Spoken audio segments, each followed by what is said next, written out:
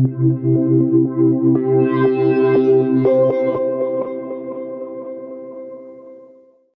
and Thou by Martin Buber quotes, I and Thou by Martin Buber is a seminal philosophical work that explores the depth of human relationships through the lens of dialogue.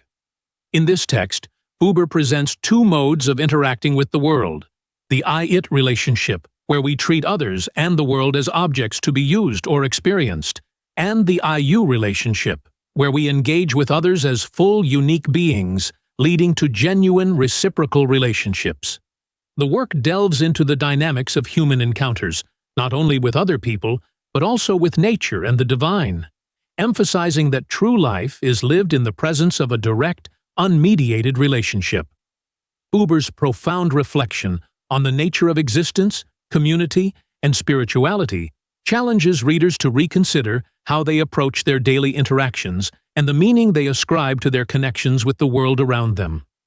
This philosophical treatise has had a lasting impact on modern existential and religious thought, marking Buber as a key figure in 20th century philosophy. Quote 1. The world is twofold for man in accordance with his twofold attitude. This quote emphasizes that human beings engage with the world through two fundamental modes: I, you, and I, it. These modes shape our interactions with the world either as a deep relationship, I, you, or as a detached objectification, I, it. The world is experienced differently, depending on whether we approach it with intimacy and reciprocity or with distance and utility. Quote 2. The basic word I, you can only be spoken with one's whole being. In this statement, Buber expresses that the I-you relationship is profound and complete, requiring full personal involvement. One cannot simply approach it partially or with mere intention. It demands the entirety of oneself. This is contrasted with the I-it relationship, which can never demand this kind of wholeness because it remains focused on objectifying rather than truly engaging. Quote 3. There is no I as such, but only the I of the basic word I-you and the I of the basic word I-it. Buber is asserting that the self is defined by its relationship to others and the world. The I is not an independent, static entity, but is brought into existence through the two modes of relationship. Whether we are relating to someone as a you or an it determines the nature of our I. Quote 4. Whoever says you does not have something for his object. He stands in relation. This quote underlines Buber's distinction between the I-you relationship, which is about genuine connection without objectification, and the I-it relationship, which treats the other as an object. Saying you means entering into a direct, intimate relationship, devoid of distance or objectification, where the other is not a mere thing but a partner in interaction. Quote 5. Those who experience do not participate in the world, for the experience is in them, and not between them and the world. Buber critiques the modern focus on experience as something internal and disconnected from the world. He argues that by merely experiencing, people create distance from the world instead of participating in it directly through relationship. Experience in this sense lacks the genuine encounter that the I-you relationship offers. Quote 6. The world as experience belongs to the basic word I-it. The basic word I-you establishes the world of relation. Here, Buber distinguishes between two ways of engaging with the world: the I-it perspective, where things are merely experienced as objects, and the I-you perspective, where there is a deep relational encounter. While I-it is concerned with detached experiences, I-you is about immersion in relationships. Quote 7. The you encounters me by grace. It cannot be found by seeking. Buber suggests that genuine relationships, or encounters with you, happen unexpectedly and cannot be forced. They come about as a kind of gift or grace. This emphasizes the unpredictable and uncontrollable nature of meaningful connections, in contrast to the planned or instrumental approach of the I-it mode. Quote 8. All actual life is encounter. In this powerful statement, Buber claims that life's true essence lies in moments of genuine connection. It is through encounters, not through experiences or objectifications, that life gains meaning. These encounters are the moments where people truly come alive by relating deeply to others and the world around them. Quote 9. The relation to the you is unmediated. Nothing conceptual intervenes between I and you. This line highlights that the I-you relationship is direct and immediate, without any intellectual or conceptual barrier. In such moments of encounter, no prior knowledge or imagination is necessary because the relationship is purely present and undiluted by thoughts or expectations. Quote 10. The present exists only insofar as presentness, encounter, and relation exist. Buber here asserts that the concept of the present is not just a point in time, but is defined by the quality of encounters and relationships. The present moment becomes truly real when there is a genuine connection with a you. Without such a connection, we live in a past-oriented mode, dealing with objects, rather than engaging in real, lived moments. Quote 11. Presence is not what is evanescent and passes, but what confronts us, waiting and enduring. This quote explains that true presence is not fleeting or transient. Instead, it is something that confronts us directly and lasts, enduring over time. It contrasts the idea of objects, which become static and detached, with the ongoing dynamic nature of genuine presence in our relationships with others or with the world. Quote 12. Feelings dwell in man, but man dwells in his love. In this passage, Buber highlights the distinction between feelings and love. Feelings are something internal that a person has, but love is much more significant. It surrounds and defines a person. Love is not merely an emotion, but a profound state of being in relation to another, transcending simple emotions. Quote 13. Relation is reciprocity. My you acts on me as I act on it. Here, Buber emphasizes the mutual nature of relationships. When someone is in relation with a you, it is not a one-sided experience. Both parties act upon each other, influencing and shaping one another. This reciprocity is central to the I-you relationship, where both are equally involved and affected by the encounter. Quote 14. Love is responsibility of an I for a you. In this consists what cannot consist in any feeling. This quote emphasizes that love goes beyond mere emotions. It is a deep sense of responsibility, a commitment that transcends simple feelings. Love is about caring for the other as a you in a way that no feeling alone can encapsulate. It involves a recognition of the other's existence and worth, fostering a profound connection. Quote 15. Every you in the world is doomed by its nature to become an it. Buber explains the inevitable shift from the dynamic, personal I-you relationship to the more detached I-it relationship. As soon as we step out of the immediacy of the I-you encounter, the other person or object becomes something we categorize, analyze, or objectify. This transition is a natural part of human interactions, but represents a loss of the pure relationship. Quote 16. In the beginning is the relation. Buber asserts that relationships are the foundation of human existence. Before any analysis, concept, or experience, there is the relation. It is through relationships that humans truly come to know the world and themselves. This foundational idea of relation emphasizes the importance of encounters over detached observation or experience. Quote 17. Hatred remains blind by its very nature. One can hate only part of a being. Buber contrasts love and hate, noting that hatred is inherently limited because it focuses only on a fragment of the other person. In contrast, true love sees the whole person and responds to them fully. Hatred, therefore, is incomplete and does not allow for the depth of connection that love fosters. Quote 18. The I that has emerged proclaims itself as the carrier of sensations and the environment as their object. This quote describes the moment when the individual becomes aware of themselves as separate from the world. The I identifies itself as the subject experiencing sensations, while the environment becomes the object. This marks the shift from a relational view of the world to one where the individual separates themselves from the other, treating the world as an object to be perceived or used. Quote 19. Man becomes an I through a you. This quote emphasizes that the self, or the I, only comes into being through the recognition of the you. It is through our encounters and relationships with others that we form a sense of self.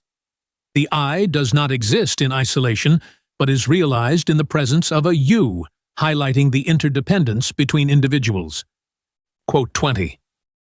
Measure and comparison have fled. It is up to you how much of the immeasurable becomes reality for you. In this statement, Buber suggests that in the I-you relationship, conventional methods of understanding like measurement and comparison are irrelevant. The encounter transcends these frameworks, and the depth of reality one experiences in these moments depends entirely on one's openness and engagement with the other. Quote 21.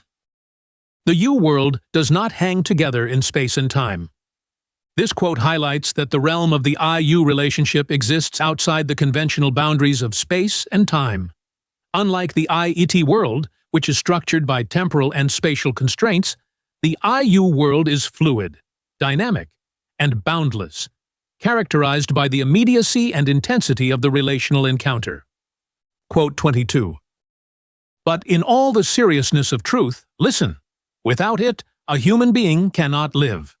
But whoever lives only with that is not human. Buber points out that while humans need the I-it mode of existence to navigate and survive in the world, relying solely on this mode dehumanizes them. True humanity requires moments of I-you encounters where one connects deeply with others, beyond mere objectification and utility. A balanced life includes both modes of existence. Quote 23. The individual, you must become an it when the event of relation has run its course. This statement reflects the transient nature of the I-you relationship. While the I-you encounter is intense and immediate, it inevitably transforms into an I-it relationship once the moment of encounter passes. This shift is a natural part of human interaction, as we cycle between genuine connection and objectification. Quote 24. No thing is a component of experience or reveals itself except through the reciprocal force of confrontation. Buber explains that nothing in the world becomes truly known or understood without an active reciprocal engagement. It is only through confrontation, by facing the other in a relational sense, that both the self and the world are revealed. This emphasizes the importance of mutual interaction in understanding both oneself and one's surroundings. Quote 25. Spirit is not in the I, but between I and you. This quote highlights that the essence of the spirit doesn't reside within an individual, but emerges from the interaction between individuals in the relational space of I and you.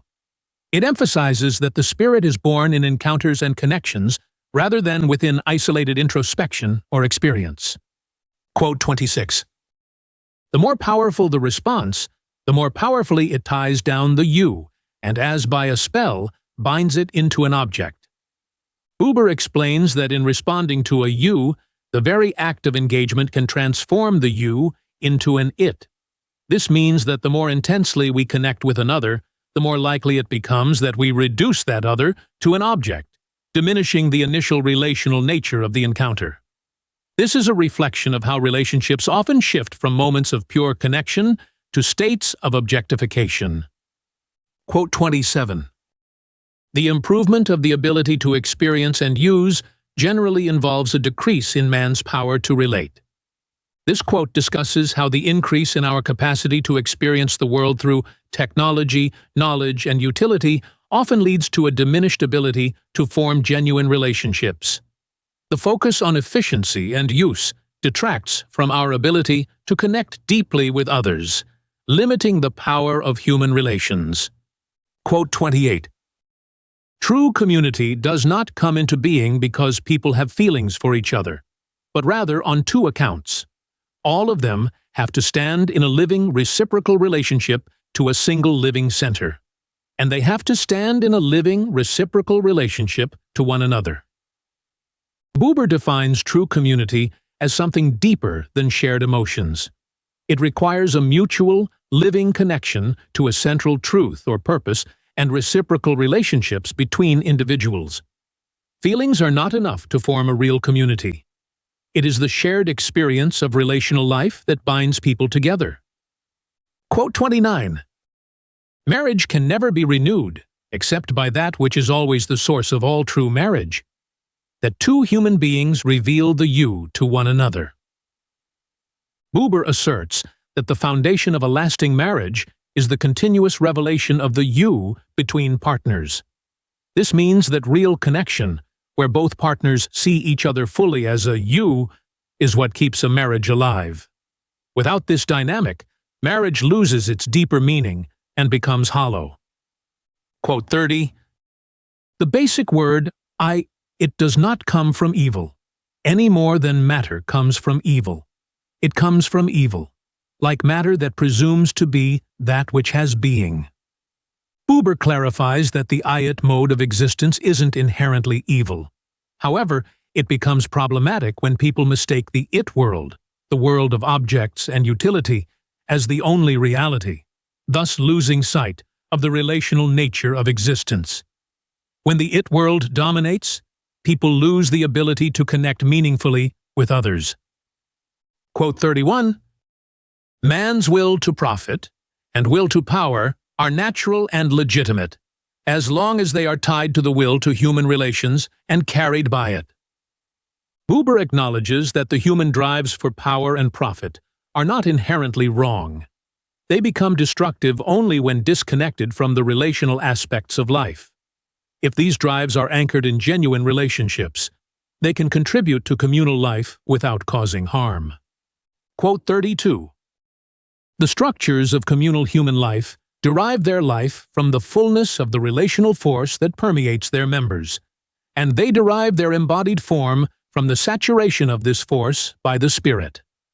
This statement underscores that the vitality of communal structures comes from the relationships between individuals within them, and these relationships must be infused with spirit to maintain their integrity.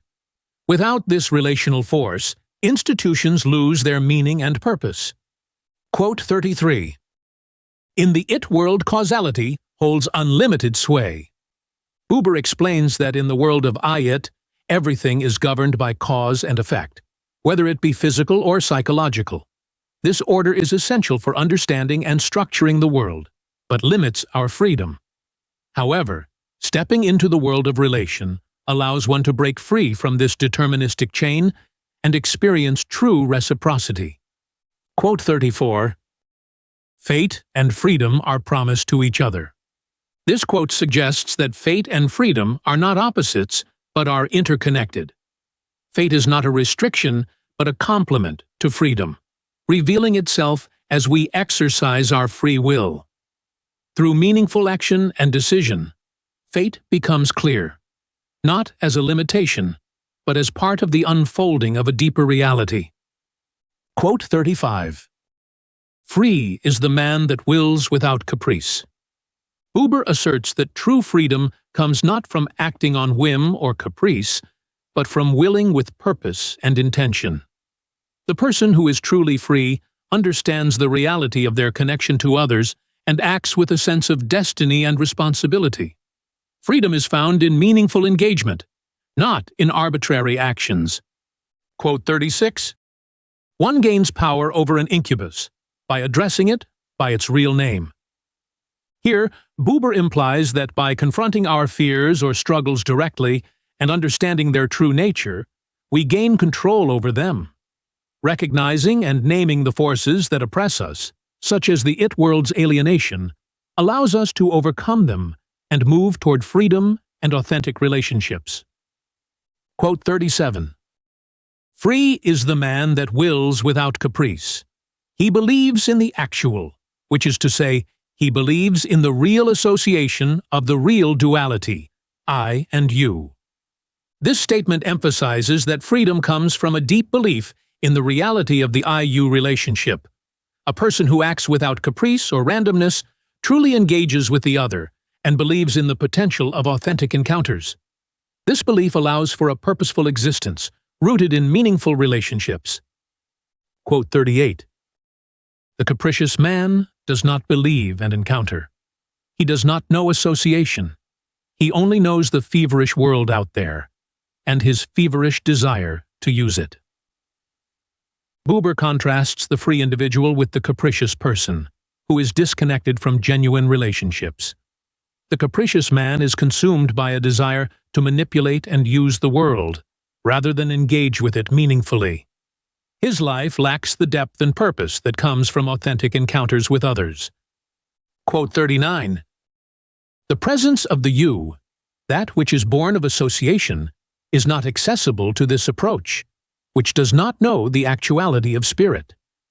Buber explains that the true presence of the you, the essence of relational encounters, cannot be understood through objectification or causality. The it world, which focuses on things and processes, is unable to grasp the reality of the spiritual connection found in I-you relationships. This presence is only accessible through relational experience. Quote 40. The I of the basic word I-you is different from that of the basic word I-it. Buber emphasizes that the I that emerges in an I-you relationship is fundamentally different from the I in an I-it relationship. In the former, the I appears as a person, engaging fully and authentically with another, while in the latter, the I becomes an ego, detached and objectifying the world. This distinction underlines how relationships shape our understanding of self. Quote 41. Whoever stands in relation participates in an actuality, that is, in a being that is neither merely a part of him nor merely outside him. Buber explains that when one enters into a relationship with a you, they are participating in something real and present, beyond mere subjective or external experiences. This actuality is a shared reality that is created through the relational encounter, emphasizing the power of genuine engagement. Quote 42. The ego does not participate in any actuality, nor does he gain any. This quote highlights the difference between the ego, which is isolated and detached, and the person who engages with others. The ego remains outside of true participation, seeking only to experience and use the world for its own purposes, but never entering into the fullness of relation. Quote 43. The way he says I, what he means when he says I, decides where a man belongs and where he goes. Buber suggests that the meaning behind a person's I reveals much about their character and orientation in life. Whether they speak from a place of genuine relationship, I-you, or from a place of detachment and objectification, I-it, determines their path and interactions with the world. Quote 44. The person beholds his self. The ego occupies himself with his my. Buber draws a clear distinction between the person and the ego. The person reflects on their being, while the ego is preoccupied with possessions, identity, and personal achievements. This difference marks the ego's focus on self-centeredness, in contrast to the person's engagement with the larger world of relation. Quote 45. How much of a person a man is depends on how strong the I of the basic word I-you is in the human duality of his I. Here, Buber expresses that the degree to which a person lives authentically depends on how deeply they engage in I-you relationships. The more they embrace these relational encounters, the more they become a person, rather than an ego isolated in the I-it mode of existence. Quote 46. Nothing can doom man but the belief in doom, for this prevents the movement of return. Buber asserts that the true danger lies in believing that one is bound by fate or doom. This belief stops people from seeking redemption or change, as it traps them in a cycle of despair. However, returning to a state of relation offers the possibility of breaking free from this belief and finding renewal. Quote 47. At times when man is overcome by the horror of the alienation between I and world, it occurs to him that something might be done. This quote captures a moment of realization where a person becomes aware of the distance between themselves and the world. In these moments, the individual may feel compelled to seek a way to overcome the alienation and restore a sense of connection, hinting at the possibility of transformation through relation. Quote 48. Every single you is a glimpse of that. Through every single you, the basic word addresses the eternal you. Buber expresses that each individual encounter with a you is a momentary glimpse of the eternal you, or God. In every relationship, there is a hint of the divine, and through our connections with others, we are indirectly engaging with the eternal. This points to the sacred nature of relationships and how they lead us toward a deeper spiritual connection. Quote 49.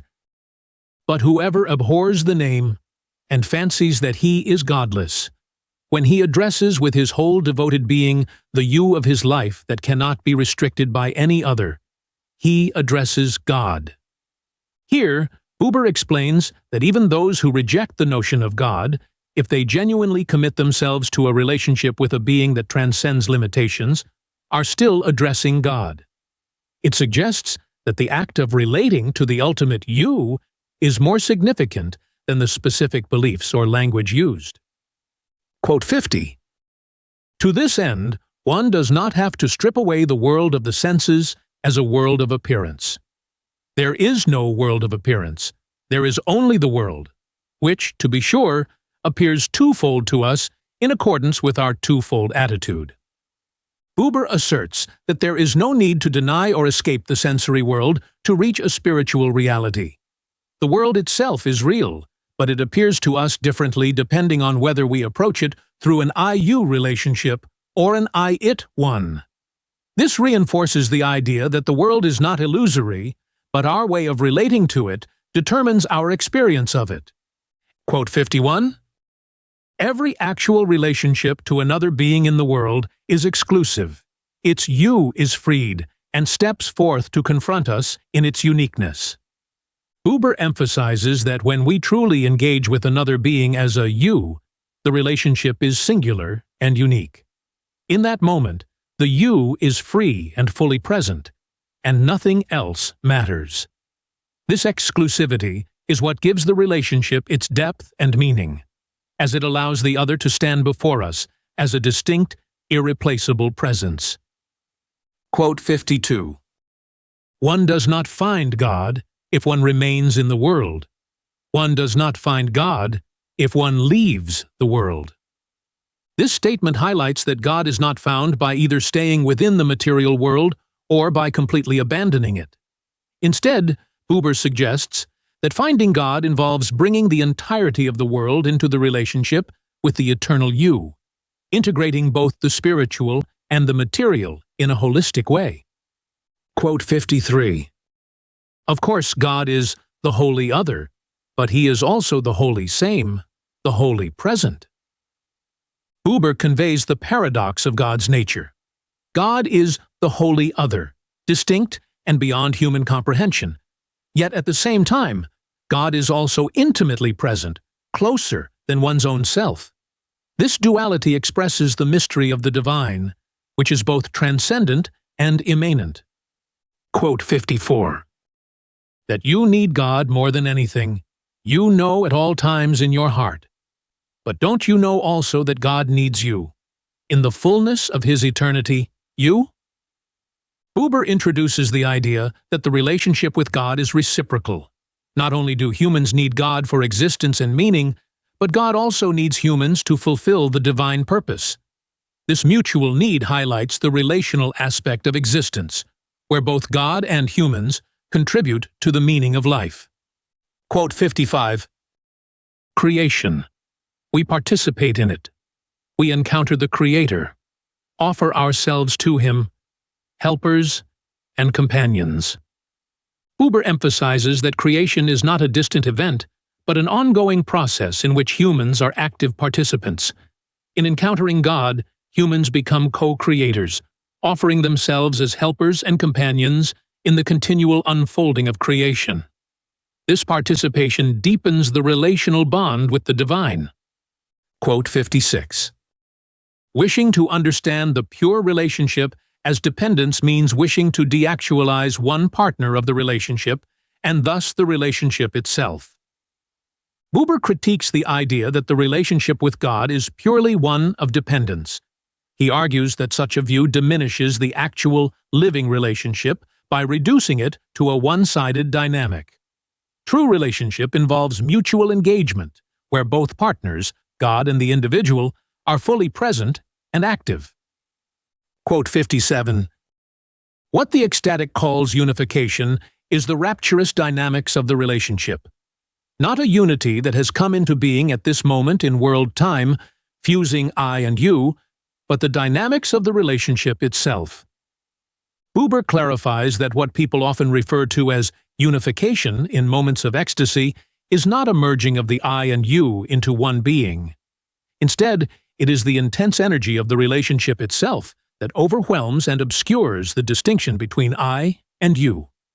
This momentary sense of oneness is not true unity, but rather the power of the relational dynamic. Quote 58. What is greater for us than all enigmatic webs at the margins of being is the central actuality of an everyday hour on earth, with a streak of sunshine on a maple twig and an intimation of the eternal you. Buber emphasizes the importance of the ordinary, lived moments of life, such as seeing sunlight on a maple twig, that offer glimpses of the eternal you.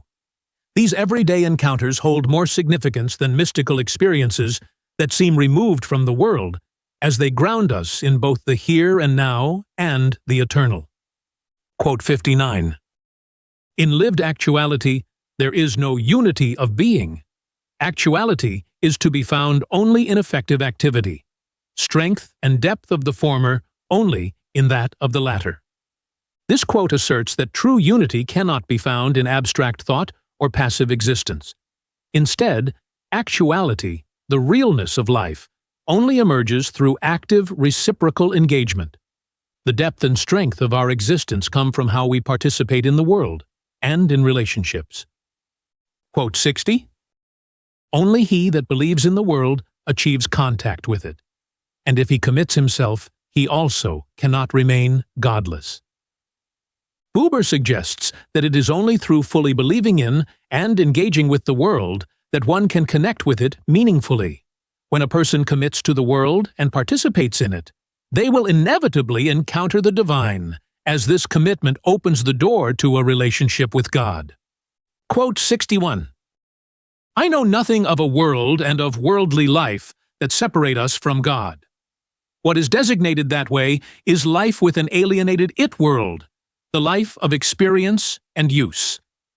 Buber challenges the idea that the material world inherently separates us from God. He argues that it is not the world itself that creates this separation, but rather the way we engage with it, when we treat it as an object for use, as an it. True engagement with the world leads us toward God, not away from it. Quote 62. God embraces, but is not the universe. Just so, God embraces, but is not myself. Here, Buber explains the distinction between God and the universe, as well as between God and the self. While God encompasses both the universe and the individual self, God remains distinct from them. This relationship allows for dialogue, as the I can address God as you while recognizing that God is beyond both the self and the material world. Quote 63. How powerful is the continuum of the it world, and how tender the manifestations of the you. Buber reflects on the strength of the I-it world, where objectification and utility dominate our lives. In contrast, moments of encountering the you, when we engage deeply and authentically with others, are fragile and fleeting. These moments of relation are delicate but profound, offering glimpses of true connection amidst the powerful forces of objectification. Quote 64. concentration, and going forth, both in truth, the one and the other, which is the one, are what is needful. This quote underscores that both inward focus, concentration, and outward engagement, going forth, are necessary for a meaningful life. Buber suggests that these two aspects are not opposites, but are united in the one, the ultimate truth of existence.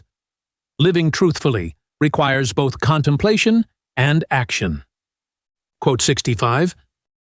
Every you in the world is compelled by its nature to become a thing for us, or at least to enter again and again into thinghood. Buber explains that while we may experience the deep connection of the I-you relationship, it is inevitable that this relationship will eventually revert to an I-it dynamic, where the other becomes an object again.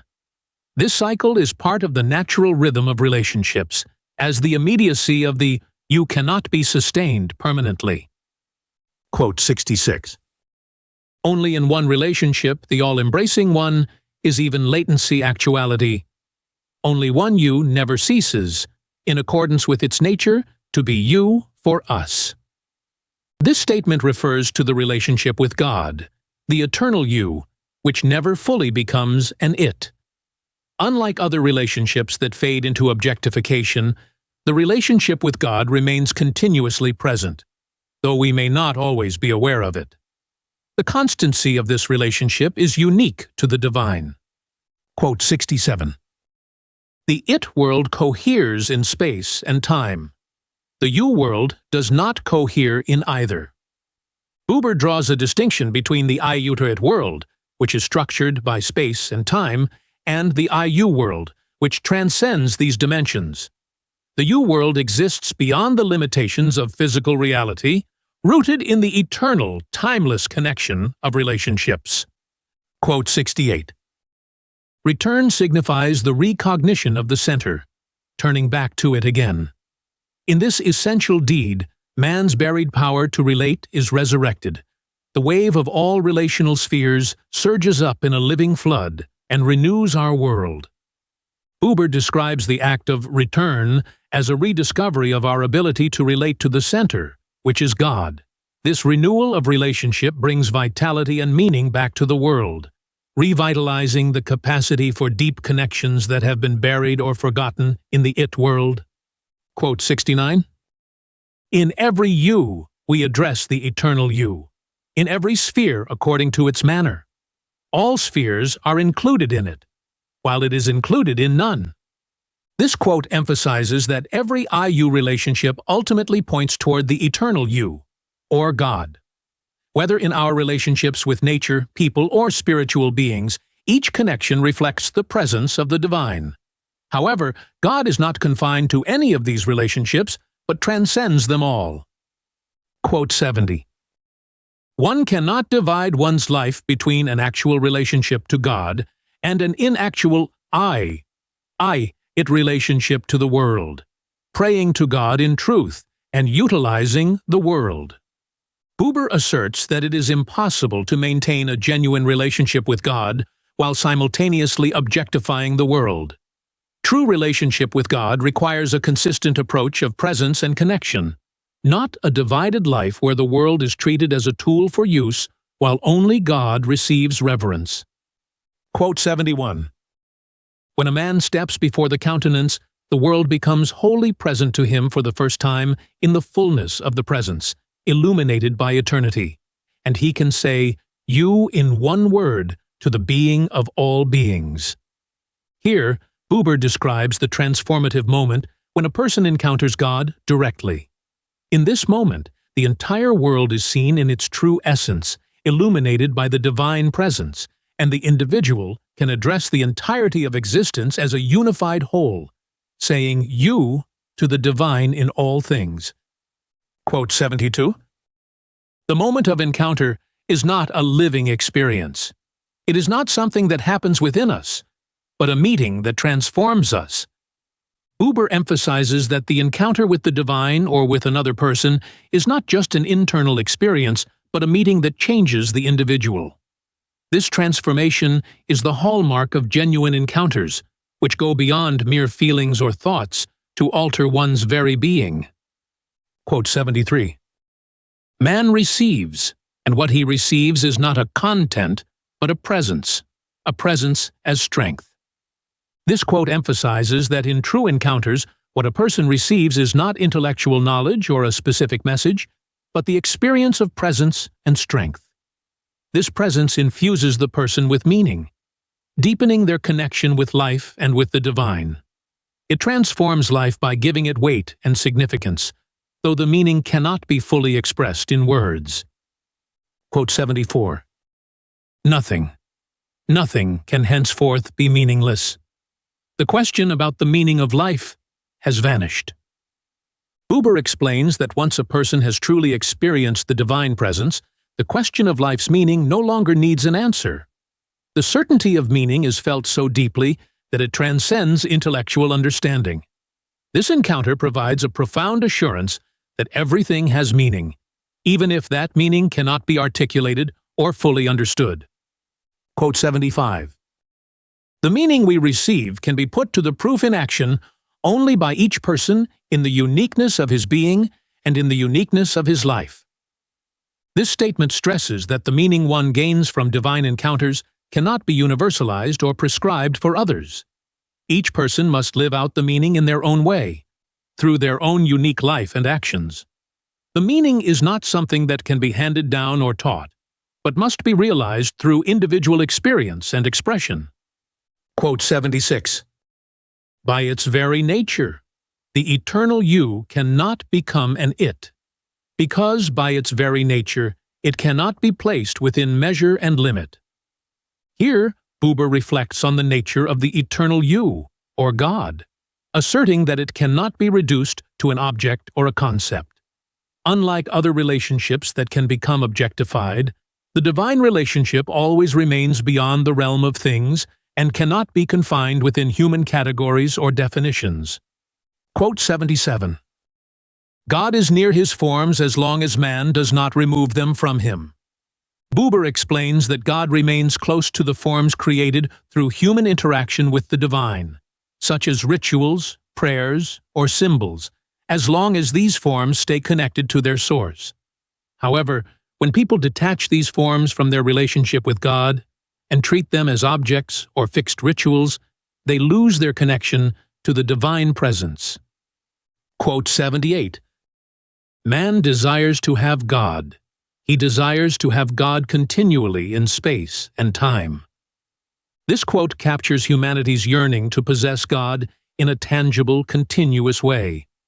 Buber highlights the natural desire to turn the divine into something that can be held, understood, or controlled, even though the nature of God defies such attempts at containment. Quote 79. The encounter with God does not come to man in order that he may henceforth attend to God, but in order that he may prove its meaning in action in the world. Buber emphasizes that divine encounters are not meant to lead people away from the world to focus solely on God. Instead, they are calls to action in the world, where the meaning of the encounter is tested and lived out through engagement with others and with life itself. Quote 80. Form is a mixture of you and it, too. In faith and cult, it can freeze into an object, but from the gist of the relation that survives in it, it turns ever again into presence. This statement reflects on the nature of religious forms, such as rituals or symbols. Buber explains that while these forms can become fixed and objectified, losing their vitality, they also retain the potential to revive the living presence of the divine when approached through genuine relationship. The essence of the relationship can reignite the connection between the form and the eternal you. I and Thou by Martin Buber concludes with a powerful reflection on the transformative potential of relationships that go beyond utilitarian or objectifying interactions. Buber's philosophy underscores the idea that only through genuine encounters, where we meet the other as a you rather than an it, can we truly connect with the deeper aspects of human existence and ultimately with the eternal you, God. This work emphasizes the fragility and fleeting nature of such encounters, as well as the importance of continually striving for presence and authenticity in our relationships. In doing so, Buber reminds us that these moments of true connection are the moments that give meaning to our lives, providing a glimpse into the divine through the simplicity of human relations.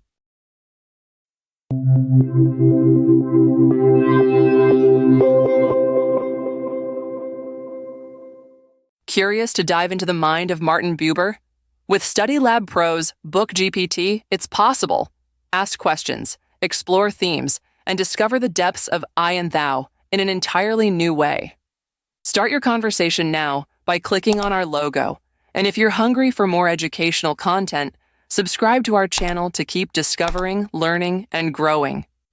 Want more than just videos? Click on our logo now to join us on our platform for multiple choice tests, in-depth content, and tools to help you ace your studies. Get started now.